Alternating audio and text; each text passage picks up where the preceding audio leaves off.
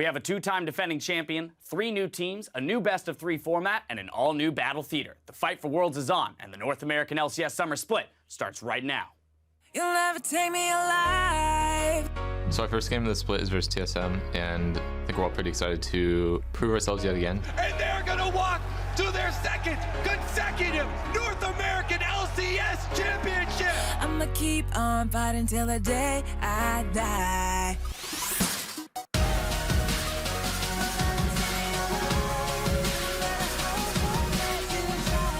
TSM versus CLG is always a hype match. I'm still pretty salty that we lost in the finals by one game, like by one team fight actually. He's trying to reset. Going in for the reset. Stick save. They can go ahead. And watching these two titans play against each other is always a treat. They want nothing more than to start the season by beating us. I kind of just want to crush from 2-0 and get on with it. You'll never take me alive.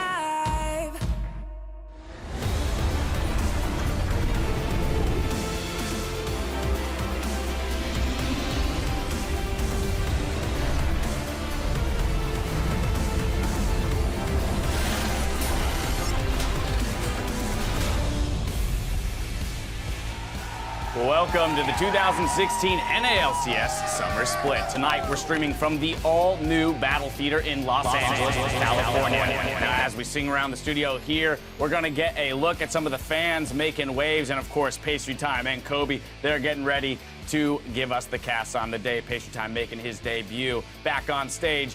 Two-time MVP Bjergsen gearing up alongside NALCS kills leader Doublelift and sporting those brand new, very fresh looking jerseys. Of course, they're going up against CLG and spring final MVP Stixxay, getting ready to ride with the guy a lot of people consider to be the best player in NA. That would be Afro Moo. Hello, everyone. I am James Dash Patterson, ready to go. With me here on the analyst desk are some faces you might recognize: Aiden Zyrene Moon and, of course, Joshua Jat-Leesman. Gentlemen, how do you feel about the new digs? I like all the screens. We got plenty of them. I'll tell you that much. We should do 3 streams at the same time. We can easily fit it in all of these.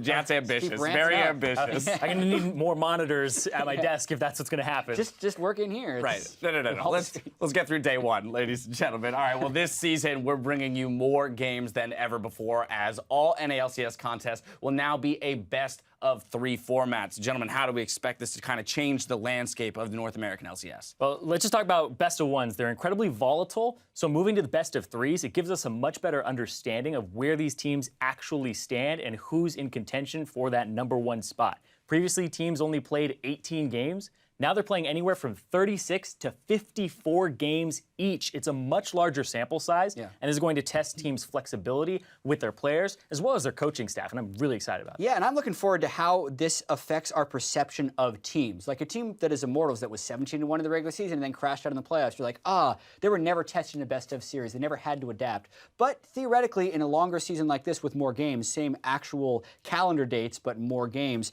maybe they're going to be a more complete team, and maybe every team's going to be more complete, or fall apart faster during the regular season. Right? Who knows? More chances to fall apart. Well, anyway, that's the format. Now let's deal with the teams, starting with our two-time defending champions, CounterLogic Gaming, who are looking to become the first North American team to three-peat as LCS champions. Yeah, they're coming off of MSI finals, and they shocked the world and actually represented NA the way that a lot of fans were saying, you need to take this region seriously. They earned the respect of a lot of Korean teams. They earned the respect of the Chinese teams as well, and a lot of people were hailing them, saying, these guys are really good. Watch out for that bottom lane. Yeah. Now expectations are really high for CLG for the first time in years. Exactly, and I want to see how they respond to these expectations, because last split they kept talking about how they were fueled by people doubting them and how they always just wanted to get people to believe in them. But everyone believes in them now. So what are you going to do? Like, yeah, we're good. Let's just continue being good, guys. It's a little bit different mentally, and they're going to have to make that switch and continue to perform at the highest level. Exactly. Fans of CLG right now are like, yeah, but hold on, because they kind of fuel themselves off of being doubted. Yeah, they're the underdogs. Right? But when they come in as the favorites, how do you approach that? And of course, challenging CLG for that crown are several very strong contenders that the champs can't overlook. And I want to start with Immortals, who dominated the regular split last split. Yeah, and I'm not going to say Immortals are underdogs coming into the split. I actually still think they're the best team in the LCS. So sorry, CLG, you're the champions, but I think Immortals had a better regular season, and I put them a little bit above CLG right now because, let's be honest, they had the best regular season in the history of the LCS. I think they slipped up. I don't think they didn't make any roster changes because they didn't have to. And I think every single one of these players on this team can still perform at an extremely high level. And I can't wait to see how Immortals adapts to best of threes. Yeah, exactly. It was just a bad day for them, and we need to see more because they bounced back immediately. Huni started playing tanks, exactly. But I also want to talk about another team here because it's a team that actually 3-0'd Immortals and then went on to take CLG, who went to the finals of MSI, to 5 games. And TSM, right? TSM, they are very hungry right now because, like Double Lift said, one team fight cost them going to MSI. So they made a change in the bottom lane. Biofrost is now in, new rookie. They're going to try to grow him. And they also brought Weldon on, which was a huge investment by the coaching staff to bring this guy on. Yeah, and I think a lot of times it's easy to forget how close the playoffs were in North America. Like, everyone was really close, and we'll see if CLG leaped ahead of the NALCS in the time between MSI, or if they're still on the same level as all those other teams in North America. Speaking of closeness with CLG in the playoffs, Liquid, another one of the teams that took CLG to 5 games in that playoff run. However, Jat, coming into this summer split, they've made some roster changes that are shocking. Yeah, pretty shocking news 2 weeks ago when Dardoch was suspended, so it's not like a full-blown roster change. Right. But coming into the season, they're going to be running Moon in the jungle. And when you consider the work that Dardoch did statistically early game for Team Liquid, being one of the best early game junglers, compare that to Moon when he was on Energy, who was one of the worst, that's going to be a really difficult transition for Team Liquid to make right off the bat, and the higher expectations are significantly dampened for TL, and I think they're going to have a bit of trouble coming out of the gate. Yeah, and I do actually want to clarify here because he's suspended by Team Liquid. He's not suspended by a league ruling at all. It was their decision to do this,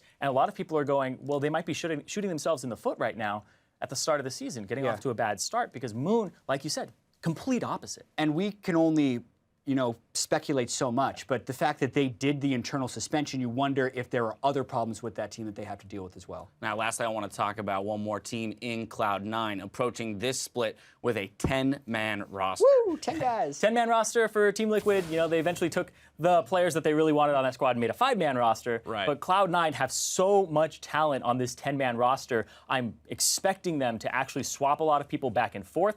Bunny Fufu is slated to start for them, I believe.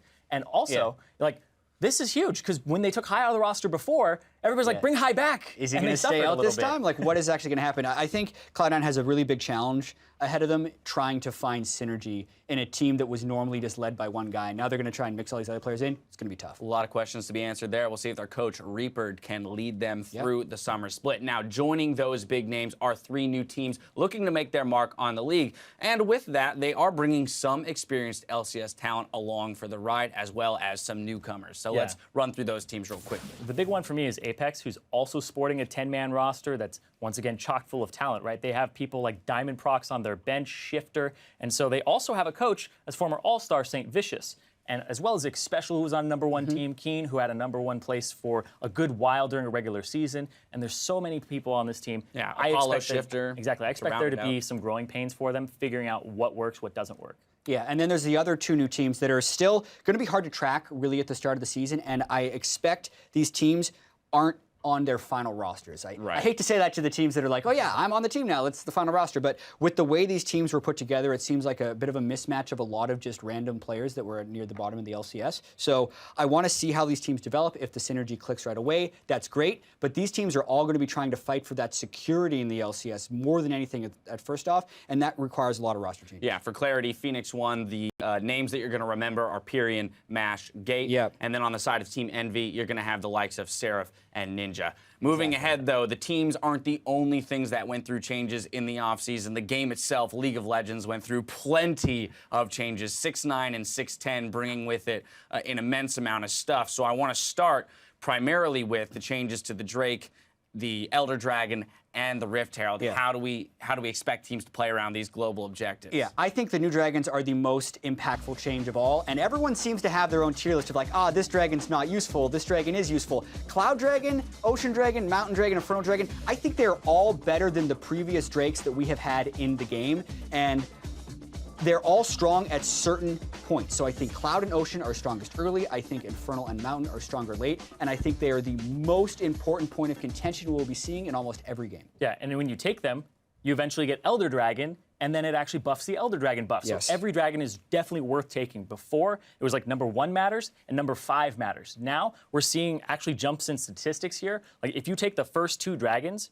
Previously, your win rate was 71% in spring. Now it's 79% in summer so far. And if you get the first 3, it went from 84% to 94%. That is absolutely insane. Only one team in Korea, Europe, or the LMS has actually lost the game after taking the first 3 dragons so far. So, All right, so a very lot of priority powerful. placed on those Drakes as well as the Elder Dragon. Now let's flip to the top side of the map. Rift Herald, what do we make of that change? So the buff was completely changed, and now it's more of a solo split pusher buff, but it's incredibly potent when you get it. It's very hard to get. You have to dedicate 2 to 3 people to do it, and it's only pre-20 minutes, right? So if your team is able to do it and you actually go towards that objective, you're probably making a mistake more often than not because there's usually a better thing to do. There's usually a better thing to like gank, get ward control in their jungle, and just looking at the statistics, it's taken in less than 50% of the games. Okay. Yeah. But when it's taken, it's 15-4. Exactly. So The jury's But it's still so, out yeah, I was going to say, on is that how good Rift Herald indicative is. of the fact that these are teams taking it who already have great Exactly. enough advantages Exactly. that it's kind of a free objective for them? Yeah, we played 20 games in Europe the last 2 days, and 4 of those games someone took a Rift Herald. So, like, especially in Europe, teams were not prioritizing it. Right. To me, the jury is still out because I think with a split pushing strategy, it can be powerful. But when you look at the impact the Drakes have on the game, it's really hard to argue that you should be going for Rift Herald. All right, we'll see how the Rift Herald evolves, but Drakes seem to be a focus. That covers neutral objectives. I want to bounce back to you guys one more time, though, with any other major changes that you guys see affecting play coming into summer. Obviously, the mages is going to be significant. Yeah, I think everything's significant. I think the Drakes are the most significant, but we have to remind ourselves that these are the biggest midseason changes we have ever had in professional play. It feels like a brand new season with the level of change that happened in the league, and there was less of a warm-up period than you would have in a preseason where teams have a couple, like basically a whole month to come into it. So I'm expecting a little bit of slow adaptation from some teams, and I definitely don't think it's figured out yet. So adaptation is going to be rewarded heavily early on in the season in the standings. Exactly. People with best of 3s, hopefully they explore more because we're still seeing a lot of the same things, but we're seeing some champions that were changed kind of shoved in there. We're seeing Vladimir make his appearance. We're seeing Victor. We're seeing Swain make his appearance as well. A lot of E champions. Yeah. Randomly. Spain.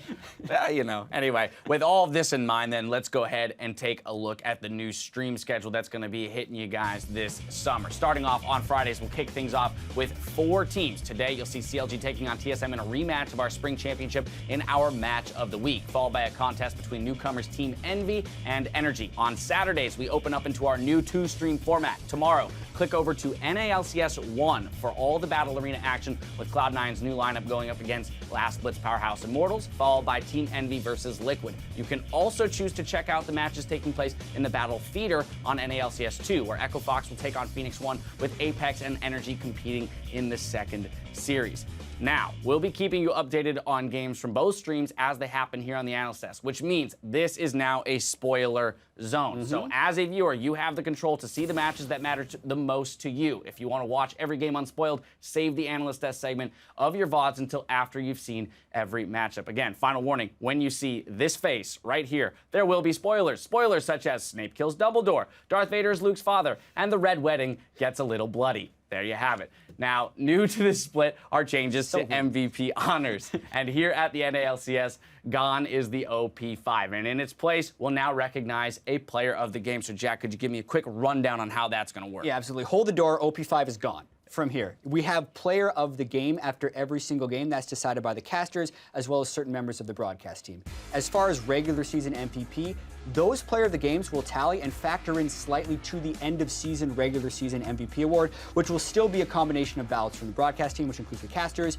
media, and the teams themselves. So that's just a slight change to the overall MVP formula, but mainly watch out for those player of the games, which we'll be giving after every game and tallying at the end of the week. Now, a lot more factors going into the MVP, but a little bit more clarity on how that's going to work out for us. Now, as we saw up behind us, though, we already saw 6 of our MVPs. I know, Zyron, you made the note earlier today that we've only ever had junglers and mid laners. What's that about? I mean, mid laners make a lot of great plays, and junglers, I don't know how many we have on the broadcast team. But Also, they're really great. 2 Bjergsons, right? Two Bjergsons. Yeah, so we'll see if maybe an ADC can, or I would love to see a support swing through and grab MVP for the entire split. Afro's been Anything in the can running happen, a right? couple Like, times. it depends how the game changes as well. Whichever role can have the highest impact on the game, or just like what types of teams play. Like, Huni could be close. Depends what kind of split he has. There's a lot of different people that can be MVP candidates, and it'll be cool to track at least a very small part of that as Player of the Game awards get handed out throughout the season. 9 weeks to go till we get there. Right now, it's week 1. It's time for game 1. We're almost ready to get into that game, so let's hand it off to our casters.